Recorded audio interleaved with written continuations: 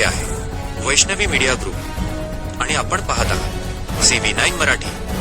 आम्ही दाखवतो फक्त सत्य.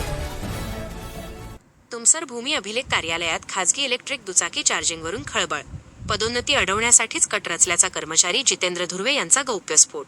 तुमसर येथील भूमी अभिलेख कार्यालयात इलेक्ट्रिक दुचाकी चार्जिंगचा मुद्दा चांगलाच तापला असून कर्मचारी जितेंद्र धुर्वे यांनी केलेल्या धक्कादायक खुलाशाने संपूर्ण विभागात खळबळ उडाली आहे.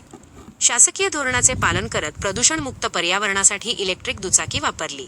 दिनांक 15 मे रोजी सिहोरा येथे शासकीय कार्यक्रमात जाणे-येणे केल्यानंतर माझ्या इलेक्ट्रिक दुचाकीचे चार्जिंग संपत आल्यामुळे सदर इलेक्ट्रिक दुचाकीला काही वेळापुरती चार्जिंग करावी लागली. यात माझे काय चुकले असे स्पष्टीकरण देत धुर्वे यांनी हा सर्व प्रकार आपल्या पदोन्नतीला सुरुंग लावण्यासाठी काही हितशत्रूंनी रचलेले षडयंत्र असल्याचे मत ठामपणे मांडले आहे. कार्यालयात इतर कर्मचारीही बिनदिक्कतपणे खाजगी चार्जिंग पंखे व इतर उपकरणांसाठी सरकारी वीज वापरत असताना केवळ आपल्यालाच लक्ष का केले जात आहे असा गंभीर सवाल उपस्थित करत त्यांनी बदनामीच्या कटाचा संशय व्यक्त केला आहे. आता वरिष्ठ अधिकारी या प्रकरणाची काय चौकशी करतात आणि यातील सत्य काय याकडे संपूर्ण जिल्ह्याचे लक्ष लागले आहे. CV9 मराठीकरिता अमृतलाल चरडे, मुख्य संपादक, तुमसर. आपण इथले कर्मचारी आहात भूमी अभिलेख कार्यालयातील जितेंद्र पांडुरंगी धुर्वे. आपल्यावर आरोप आहे की आपण आपली निजी वाहन या ठिकाणी शासकीय कार्यालयात इलेक्ट्रिक चार्जिंग केले. काय स्पष्टीकरण आहे? दिनांक 15/5/2026 रोजी मी शिवरा येथे छत्रपती शिवाजी महाराज राजस्व अभियानांतर्गत आपले इलेक्ट्रिक वाहनाने कार्यालयातून शिवरा येथे गेल्यानंतर माझ्या गाडीमध्ये चार्जिंग ही घरून निघाल्यावर 100% होती. 100% चार्जिंग असल्यामुळे मी शिवरा येथे छत्रपती अभियानांतर्गत आपले कर्तव्य बजावून कार्यालयात 4:30च्या दरम्यान हजर झाल्यानंतर गाडीच्या EVला चार्जिंग कमी असल्याचे आणि मला बाहेरगावी जायचे असल्यामुळे मी कार्यालयामध्ये EV चार्ज केलेली आहे. तसेच महाराष्ट्र शासनाचे दिनांक 13 मे 2026चे परिपत्रकच्या अनुषंगाने इलेक्ट्रिक वाहन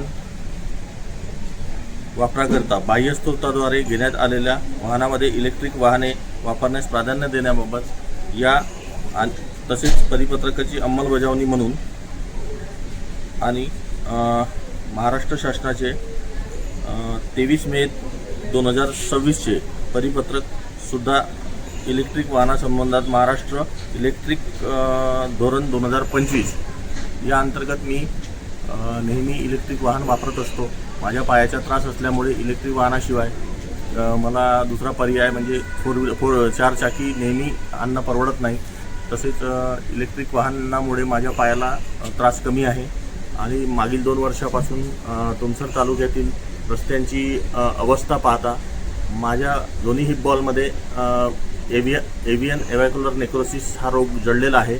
त्यामुळे मला EV शिवाय दुसरा पर्याय नाही. तरी कार्यालयामध्ये EV चार्ज करणे ही काही मोठी गोष्ट नाही.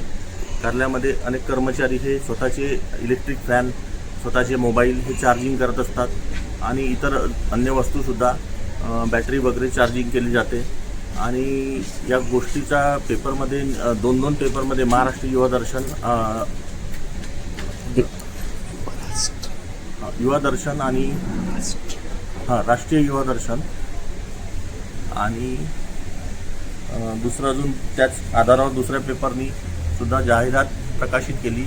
यामुळे माझ्या कुटुंबावर जो मला वैयक्तिकरित्या माझं या वर्षी पदोन्नती गटबमध्ये असल्यामुळे एक कट रचून किंवा मला हेतुपुरस्पर या प्रकरणात अडकवून माझ्यावर कारवाईचा प्रयत्न आहे आणि मला फसवणूक केली जात आहे असं माझं मत आहे. आपण हा गंभीर आरोप लावत आहेत फसवणुकीच्या आणि कट रचण्याच्या. हा कुणावर लावतात? इथल्या अनेक कर्मचारी यांचे प्रमोशन होत असताना त्यांच्यावर कार्यालयामार्फत म्हणा किंवा इतर स्थानिक जनतेमार्फतसुद्धा अशा प्रकारच्या फसवणुकी त्यांच्यामार्फत होऊ शकतात अशी माझी शंका आहे.